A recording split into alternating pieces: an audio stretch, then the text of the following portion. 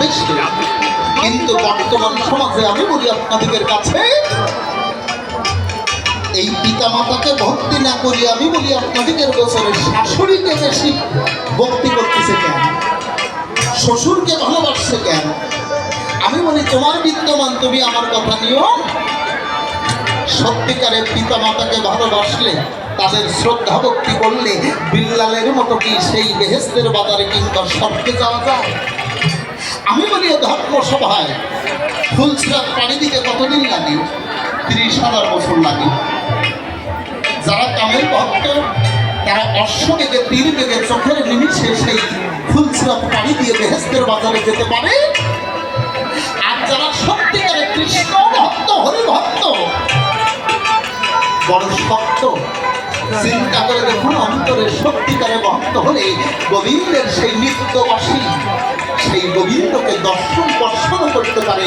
তুমি আমার কথা দিও, এই সংসারে থেকে কেমন করে নিত্য কর্মের সৃষ্টি করা যায় যে গোবিন্দের বাসী শোনা যায়, কেমন করে তাকে দর্শন করা যায়, দিব্য দৃষ্টি অর্জন করা যায়।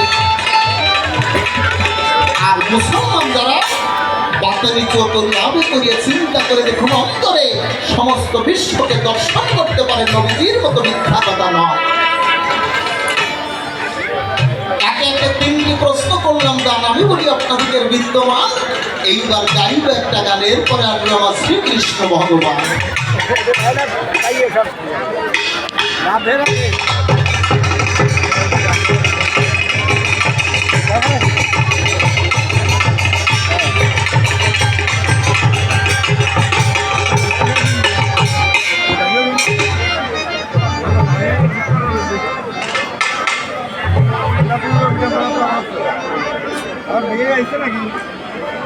ওই আমার ভালো মন্দে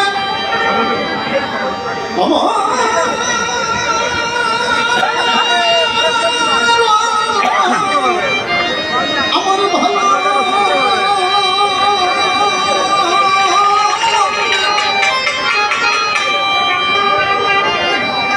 আমার ভালো মন্দের দ্বন্দ্ব নিয়ে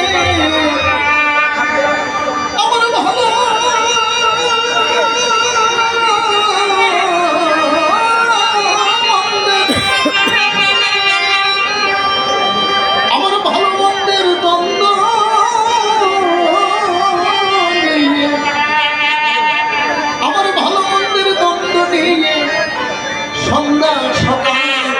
কেটে যায়।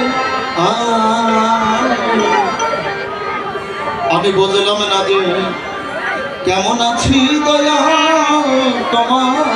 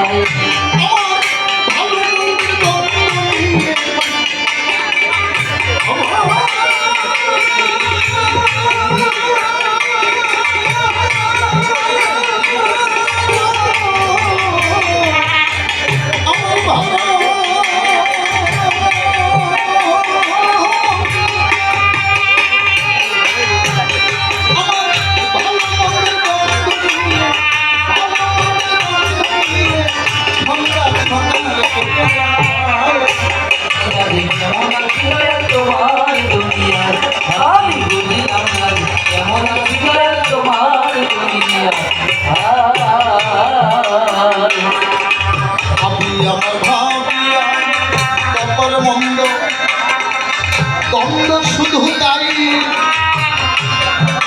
মুখে দেখে বুঝে নেবে এমন বান্ধব ভাবি আমার ভাবিয়া কপর মন্দ দ্বন্দ্ব শুধু তাই, মুখে দেখে বুঝে নেবে এমন বান্ধব নাই, এমন বান্ধব না।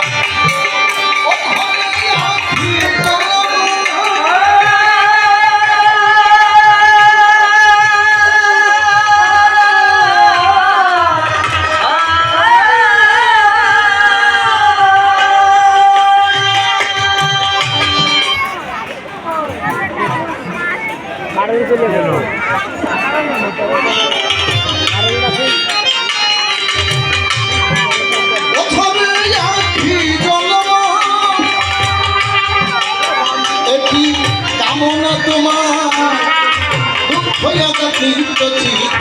বেদনা বেদনা দেখি তারি মধ্যে তোমার তারি মধ্যে তারি মধ্যে তোমার কেন এই সাজা